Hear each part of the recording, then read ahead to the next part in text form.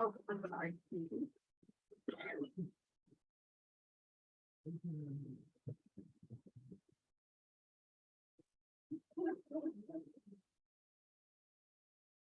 Yeah, I go out.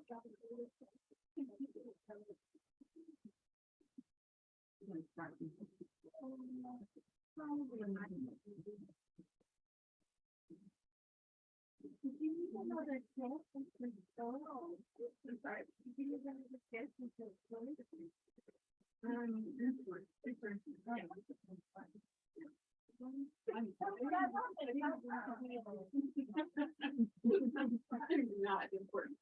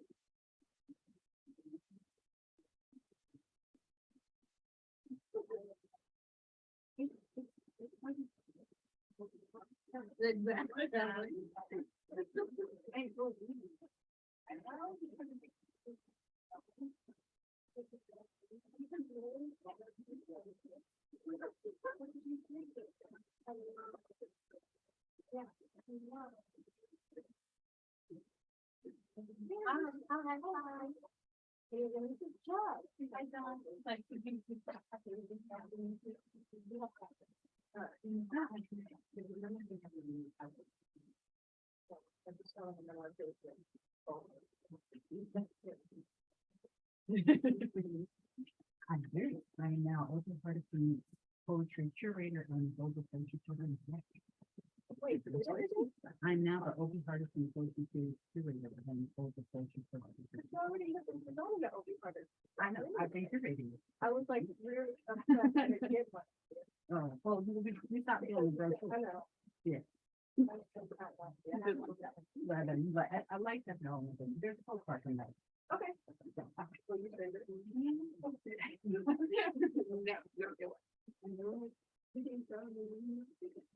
No, okay.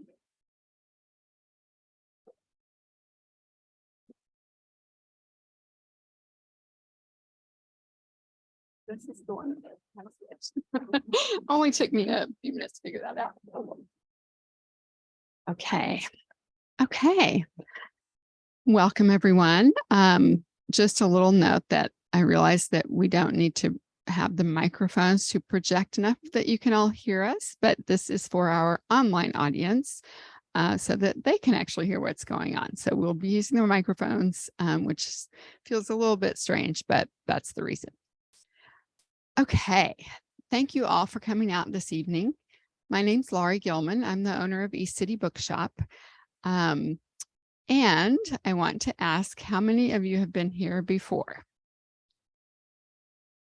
Okay, most people. No, like half and half. Okay, good. Well, we're always happy to have people returning, and we're always happy to have new people here. So thank you for coming. And if you want to keep up with our events, you can sign up for our e-newsletter, which is online actually to sign up. We don't automatically sign you up when you purchase things or anything.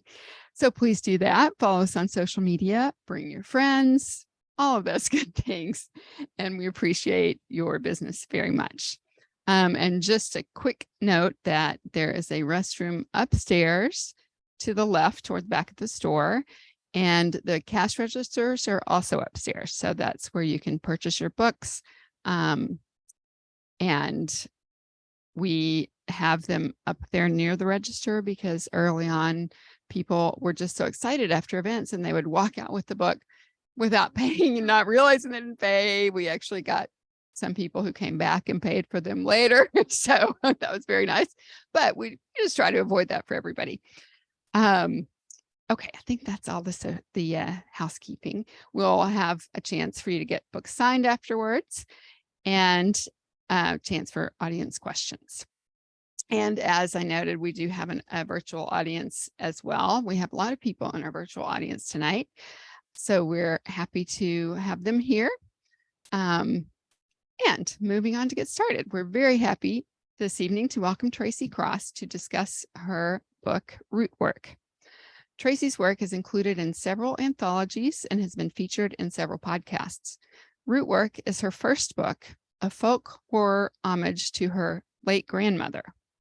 She's been the recipient, Tracy, not her late grandmother, has been the recipient of the Horror Writers Association Scholarship from Hell, the best name for a scholarship ever, and the New Voices Fellowship from the Emerging Writers Festival, among other honors. She and her family live in DC, not too far from here. Joining Tracy in discussion tonight are fellow horror writers John Edward Lawson and Hailey Piper. John Edward Lawson is an American author of horror fiction, as well as other fiction genres and poetry. He's been nominated for numerous awards, including the Pushcart Prize and the Bram Stoker Award. He's co-founder of Raw Dog Screaming Press and currently serves as president of the Horror Writers Association. Hailey Piper is the Bram Stoker Award-winning author of No Gods for Drowning, Queen of Teeth, The Worm and His Kings, and many other books. She is an active member of the Horror Writers Association with over 80 short stories appearing in numerous publications. She lives with her wife in Maryland. Without further delay, let's welcome Tracy, John, and Hailey.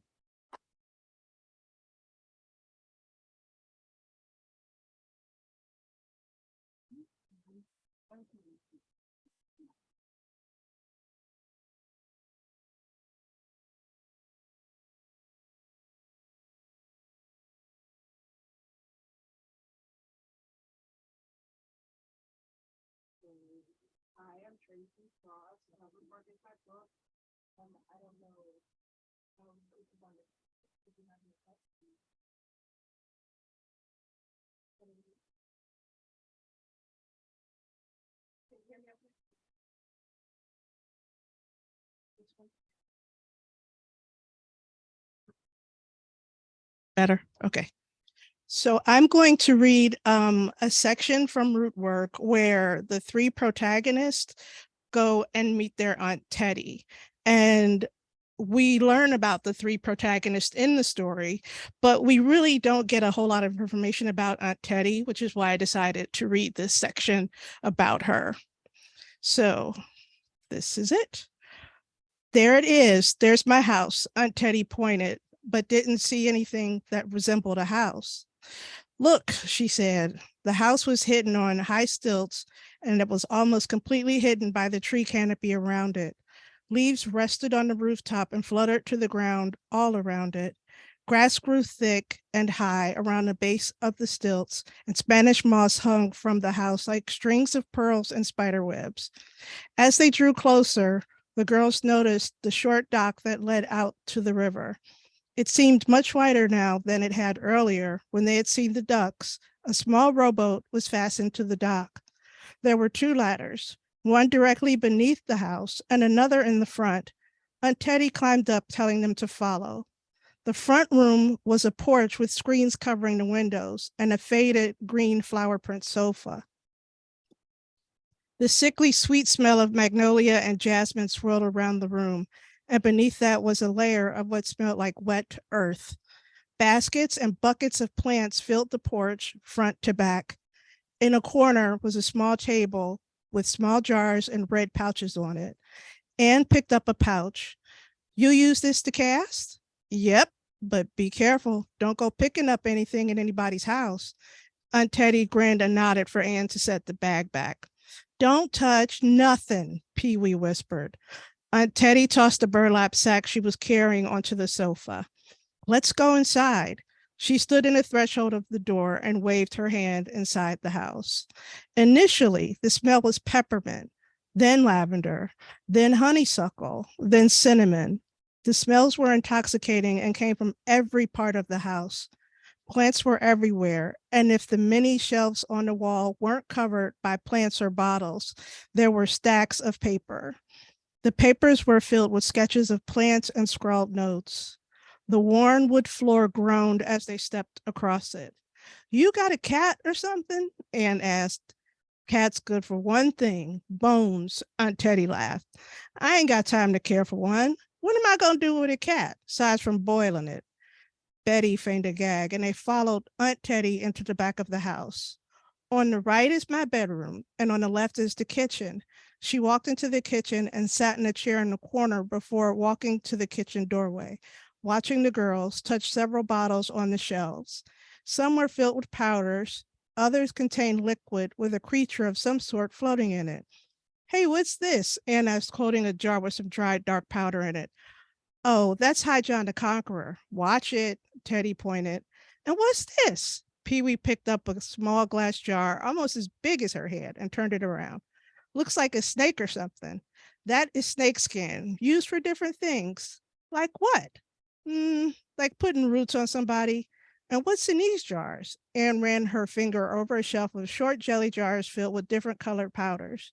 Well, the first one is lemongrass, then licorice root, lavender, cinnamon, some sage, roses, red salt, white salt, and sulfur. Wow, look at this here. Pee-wee shoved her hand into a huge brown bowl filled with bones. Can't nobody have this many bones in the house. The sisters laughed. Well, now, them's black cat bones. See, the secret is you got to get a wild cat. They give the best bones and always have the best luck. Aunt Teddy groaned and stood from the stool she sat on. She reached up and pulled down a bouquet of dried flowers. I'm going to need for someone to grind up these real good and smell it. How you kill a black cat? Pee-wee pushed. I mean, how you get them bones? I got a pot out back and one in there. You got to get the whole cat in and cook it for a long time. It's got to be alive. No dead cats, because dead cats are bad luck. But if you boil them, you kill them, right? Betty said. So it kind of don't matter. Well, you got to know how to boil them. I think I gave your pa a black cat bone on a string. He used to throw them dice instead of going to church with your ma. I told him that he'd best come home with the sweet blood of Jesus if he was going to miss a sermon. Did he? Anne asked. Is your ma still with him? Teddy threw her head back and laughed. Her laugh filled the entire house. All right, come into my room. I got something to show you. How this place held up a 4-poster bed seemed to defy all physics. On one side of the bed were more pieces of paper with different scribblings, drawings, and writings on them, and a jar filled with writing utensils. On the other side of the bed, on the floor, were several large half-stacked and half-strewn with pages marked by different colored ribbons or folded edges. There were even knives in place of ribbons, marking some of the pages as well. Some had hand-drawn leaves and flowers on the cover. Others were covered with leather and shiny gold letters on the front. Betty picked up a book and thumbed through it. She stopped on a picture of a black cat with different marks on it. Where'd you get these books? I get them from the Getting Place. Aunt Teddy took the book and snapped it closed. Hey, where's the Getting Place? Anne asked. Teddy laughed, her white teeth shining like pearls against her dark skin. Why, my dear, that would be next to the shitting place. Pee-wee stifled a laugh and Teddy winked at her. Betty and Anne looked at the floor, their cheeks flushing a bit redder than when they run through the woods earlier. So we supposed to spend a few days over here because Anne wanted to come, said Pee-wee. What else is we supposed to do all day? Aunt Teddy made a motion for them to sit on the bed. I was going to show y'all some easy spells and how to gather some herbs and stuff. Anne, sitting on the edge of the bed, tinted her fingers. Where are you from? You don't talk like us when you talk. Ah, well, I take it since your ma is still calling me a swamp rat, she hasn't told you my story. Oh, yeah, Ma don't like you at all, Pee-wee answered. Teddy fixed her overalls, tugging up one of the straps that had fallen over her shoulder, then walked into the other room and picked up 3 bowls, 3 grindstones, and some flowers. She gave a bowl to each of them and made a few motions to show her how it was done. The 3 sat on the floor, grinding, while Teddy stepped out onto the porch to grab the burlap bag. She returned to the great big old armchair in the corner, placed the bag between her legs, and started going through it. How is my brother? He come home and bought us caramels. Teddy raised her eyebrows. Caramels, you say? Pee-wee, you got taste like a rich white woman. Pee-wee raised her chin and crossed her arms. I've been telling y'all I'm supposed to be rich. Ma was real happy, Anne said, jumping in. He went in town with her this morning.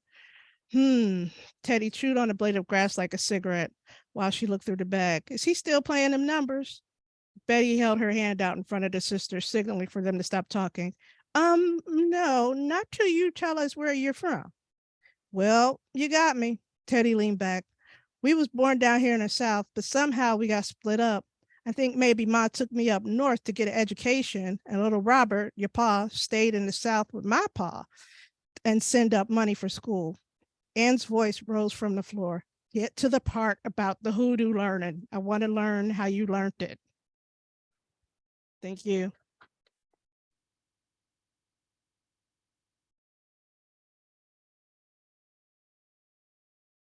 I'm really glad that you read that part because I might have mentioned to you when I was reading the book for a blurb earlier this year, so much of it reminded me of my own personal family, especially my grandmother and my father's father.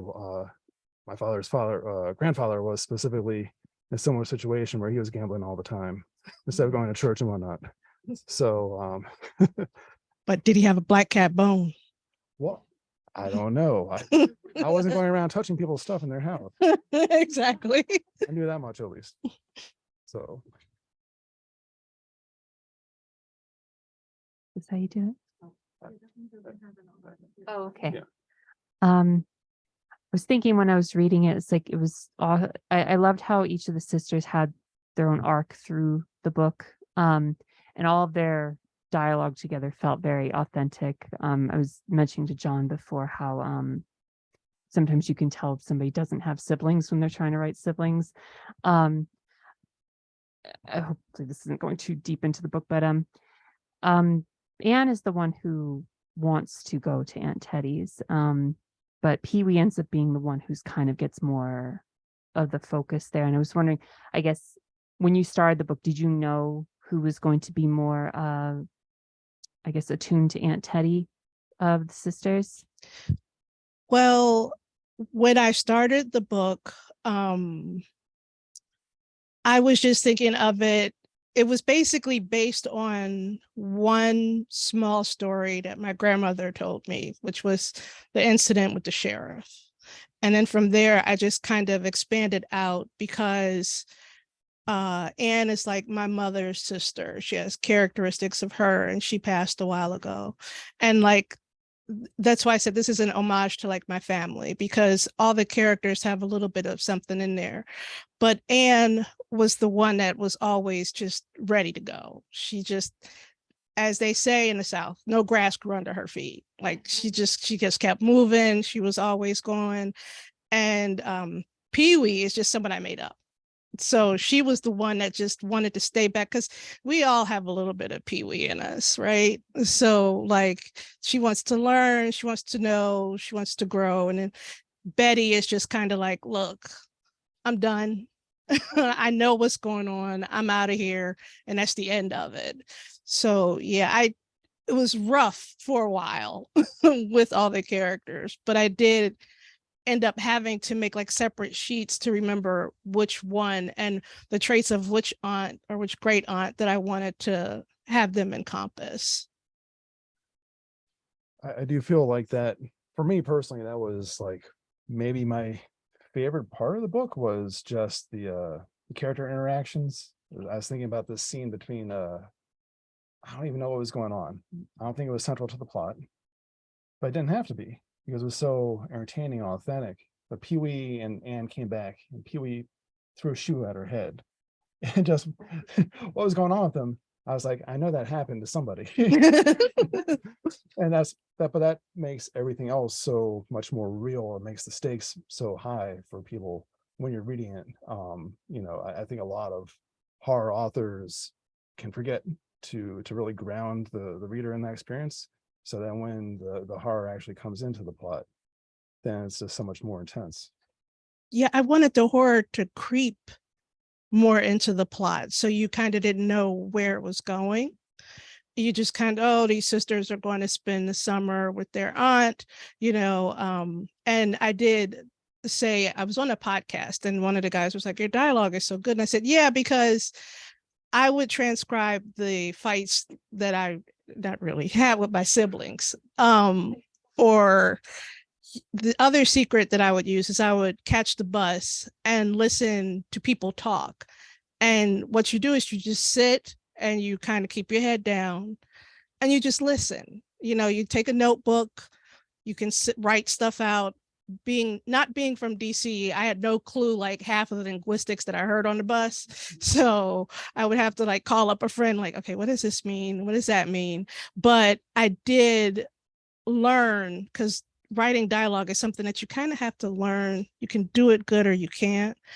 And I just know that whenever I'm arguing with someone it's sad, but you kind of make that note like, okay, so I remember I said this, he said that, or I was at work one day and one of my coworkers was Latina and we were talking about mothers.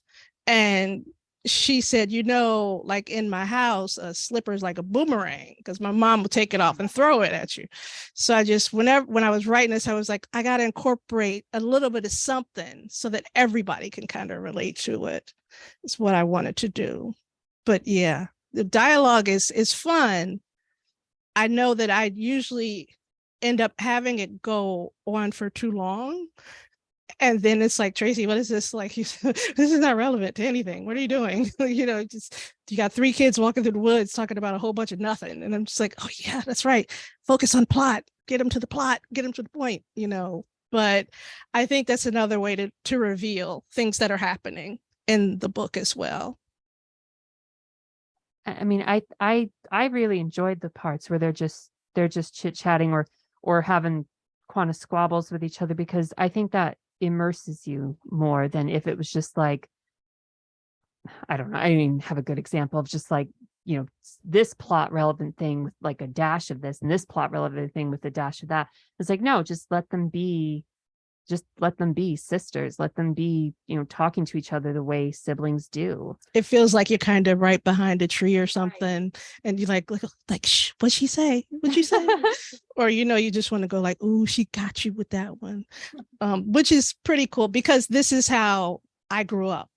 So I don't know how many, I'm looking at my sister, how many siblings did our grandma have? She was one of 13. 12. Yeah, so you have like so many great aunts. They all come together in the summer at like her house, at my grandma's house. And my sister and I and our cousins, we'd be out playing.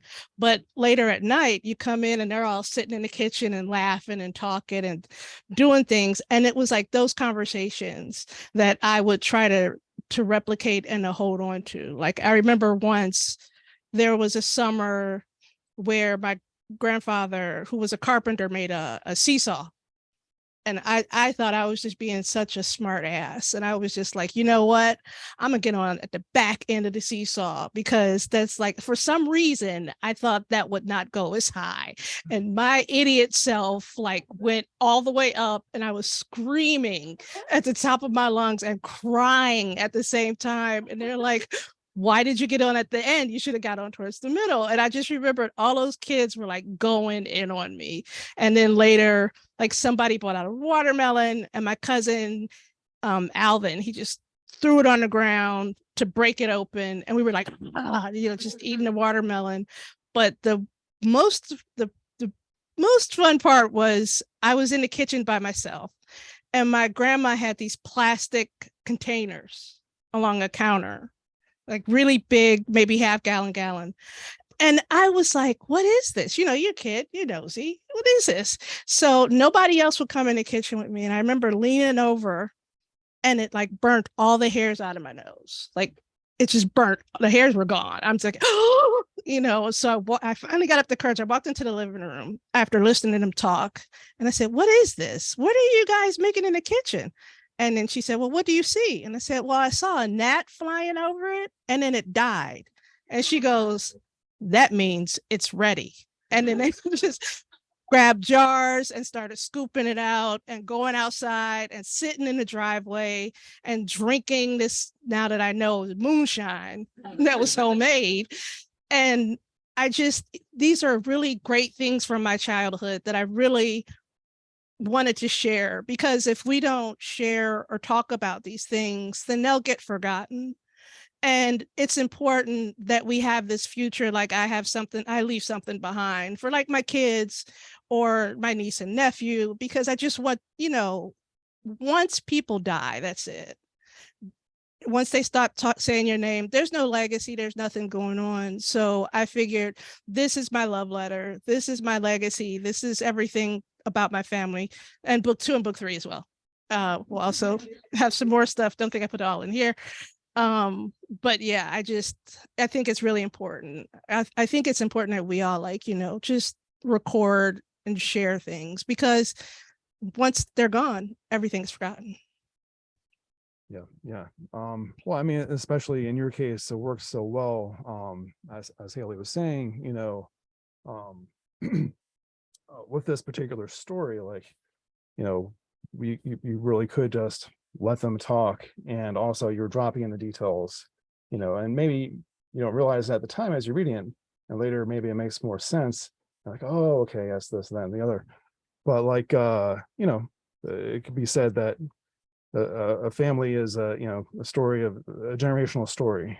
It's been said that we are the breath of our ancestors, right? That it's all a continuum. And I like that. Well, I mean, I think it's especially true and evident here in your own work. You can see the story unfolding in the family, and it's central to how the horror element also unfolds too. So it all feeds into each other, I think. Yeah, and the horror does unfold in such a very interesting way that I was shocked when I went back and reread the edit, and I was like, wow, I really went to a dark, dark place there. Oh boy. And it was like, how am I going to come out of this? But I had to do like a lot of research for that. And I'm really proud of that. I'm just really proud of the book. It was a challenge to write though. But I do have to thank Jen Pocock, because she was the one that gave me a lot of information that helped me to push this along and make the dialogue sound authentic and just set it where it needs to be set, because it was so hard when it was being edited. The words were spelled almost phonetically. That's how it was. And every editor that looked at it, I was like, look, I know that we have to go for a certain audience, but please don't take the authenticity of the dialogue out. Like, don't take that away. And some of them, I had 2 editors work on it. The first one got it, but he was just more like, let's make it more sellable. We have to make it sellable because people can't understand his cadence that you're speaking. And I very hesitantly agreed, but I just was like, I don't like this at all. I don't like it at all. I don't like it at all. So then when I went to a second publisher, the woman, I knew she was serious because she sent me a dictionary that she went through my work and made an entire dictionary of all the words and phrases that I used. And then she said, these are what the words I think mean. This is what we have. Let's work off of this list and make this happen. So she kept that authenticity, and I can't thank her enough for it because I just knew, some people said it was hard to get into, but once you get the rhythm of the dialogue, then it works out so much better. But I'm so glad that it stayed like authentic and true to itself, if that makes any sense. Does anyone have any questions? I do. I have a question for all of you. And that is, I think it's probably the question you might be asked a fair amount is, where do your stories come from? The question is, where do our stories come from?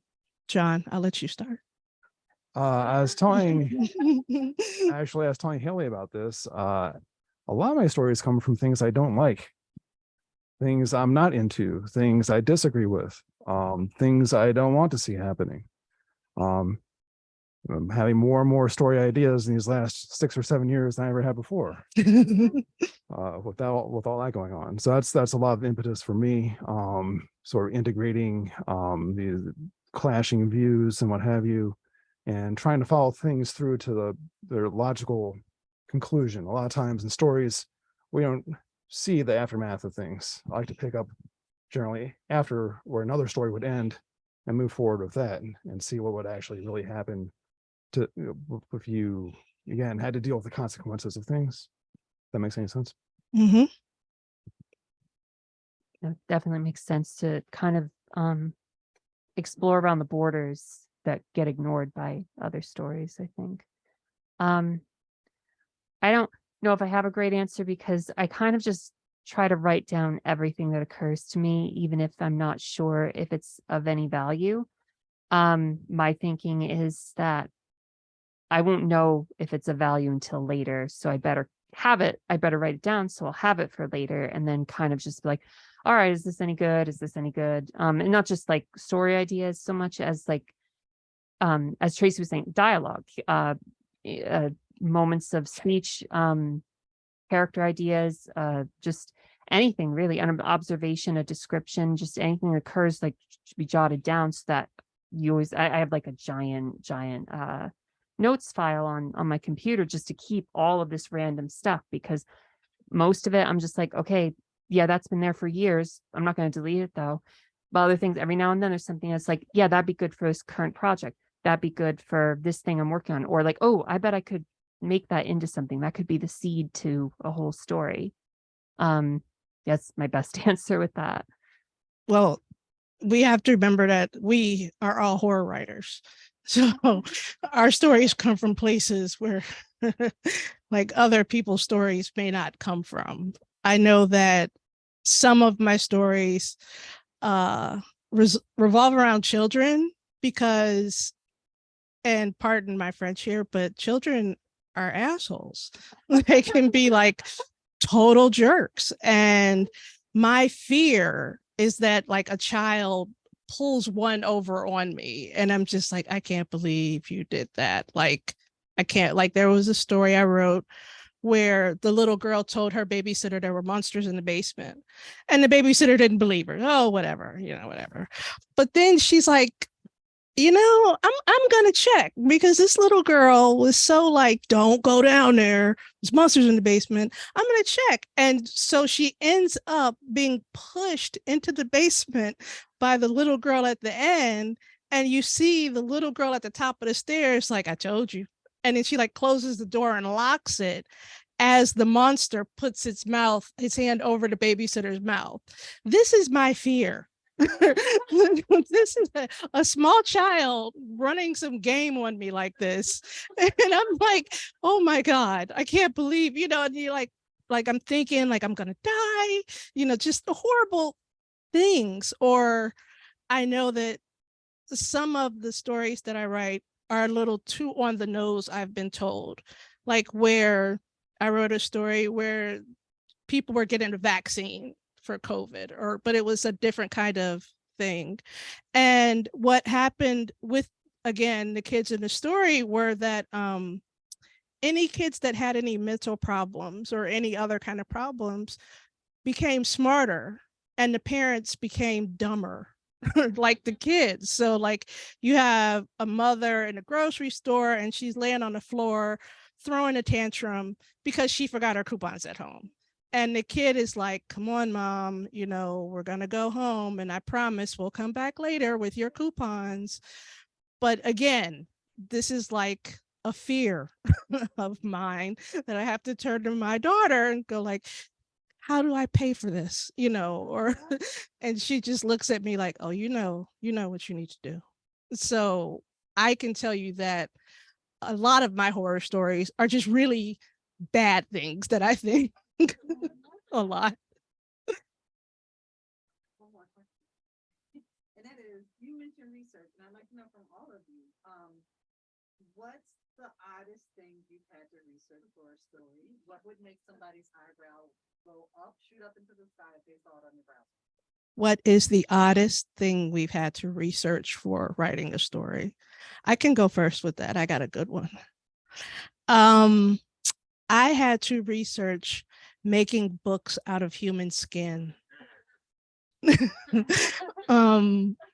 And that was one. I called my sister and I said, if anything happens, just burn my computer.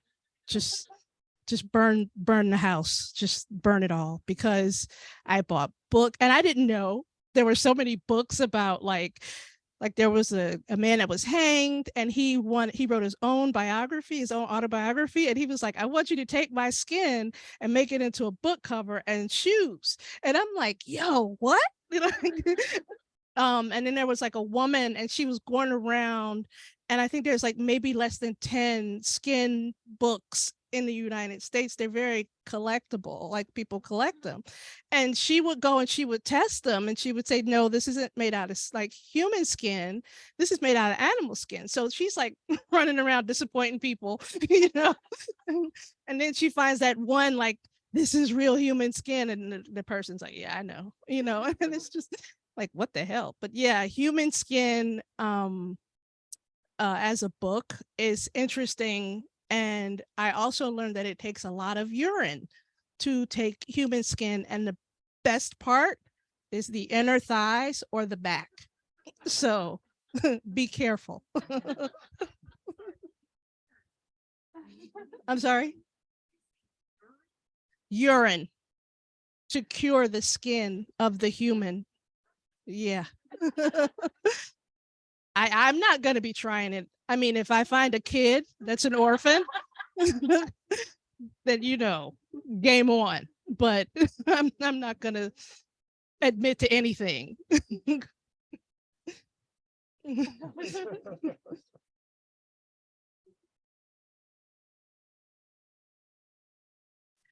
The book with the human skin was in America. Yes, it was in the Old West. It was a guy, I can't remember, he was a criminal, and he was in jail. And I remember he wrote his own, he's like, I'm gonna write this. And he tells the sheriff, I really want you to make, my book, my skin into a book. And the funny thing was nobody knew how. They were just like, what, and he's like, yeah, just make my skin. And they're like, we don't know how. And like, well, you better figure it out because I'm getting hanged in like a couple of days. And so the sheriff, he found out how to do it, and he made a pair of shoes for himself that he wore around town with the guy's skin once they figured it out. they're in a museum somewhere, yeah, but he made his own shoes and he also made the cover of the book, which is still out there. A lot of people you can't handle it, but it's one of those, it's skin. Like makes his dying wish to be published. I think the strangest one for me was trying to find out if vagina dentata was real. I had to first research the mythological stuff, but then also see what kind of conditions create that sort of situation. And there actually are tumors and calcium growths that can occur just naturally. Just our bodies are a fun house of possible horror stories. So yeah, just needed to make sure I had my bases covered before I made up a bunch of other stuff for why that was happening in a story. We're horror writers, people. Remember that. Yeah, I mean, for me, my bread and butter is research. I research everything. I mean, I do academic writing, I do articles and essays, I do stories and, novels. So I want to make things as real as possible. And since I'm not in the position that a lot of these characters are in, I have to know all the ins and outs. I can't think of anything off the top of my head because I'm always, first of all, I just love learning about things. Yeah, I remember really getting into researching about a insurance estimator who worked at chemical engineering plants, going around checking things out, making sure everything is up to code, so that the insurance can be renewed for the next year. And I had to know about how many people choke to death on paper clips per year, and statistics for vermin getting into people's ears and nostrils and other things. How do chemical burns work? What kind of chemicals burn more quickly? Why you can't wear nylon stockings at a chemical plant, because all sorts of things that you just wouldn't think about. And then as people then read the story, they're like, oh my God, how long were you working in that job? The stories I didn't even put into this book. I want to hear them. I'm like, well, I've never been to a chemical plant. I don't know. But yeah, just don't go on my computer. If you see in the back there, just don't open it, please. Yeah, it's just burn it. I'm telling you, just burn it, burn the house, burn where it touched, because it's all contaminated. Yeah. I think the three of us have probably burned the cloud. I'm going to ask, why can't you wear nylon stockings? I am dying to know. Oh, well, Yeah. I'm trying to remember the chemicals that will have a bad reaction to nylon. But that will, start, just like a chemical burn going across your skin from the chemical reaction. So I don't recommend it. I'm just saying. Yeah, some sort of otherwise like not very, malicious acid, like a really low grade acid. I can't remember what it is now, but yeah.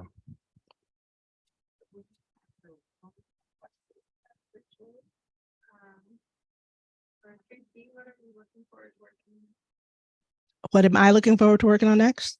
Well, I have Secret. Book 2 is already done. Yeah, and Pee-wee's back. Next, I am actually going to, oh my God, take a break and go start studying for my MFA in creative writing. That starts Thursday. I hardly had any time to really. I've enjoyed these moments, but yeah, I start on Thursday and I start reading a lot. But I have, for my program, I have to write a novel and I have to present and defend it, etc. And I'm thinking I want to write a book where I can see myself and other children or people of color can see themselves in it, because you don't want to pick a book where you don't feel like you're represented, right? So I've always wanted to write a book with witches that were Black and a brujeria with Mexican witches and the countryside. So it's basically like a Southern Gothic gone to hell story. And of course, Satan shows up somewhere. So I'm trying to figure out how to put that all together. Oh, and I have a deaf character. She cannot hear in the book, and a young boy that's a warlock. So just stay tuned for that. But that's about it.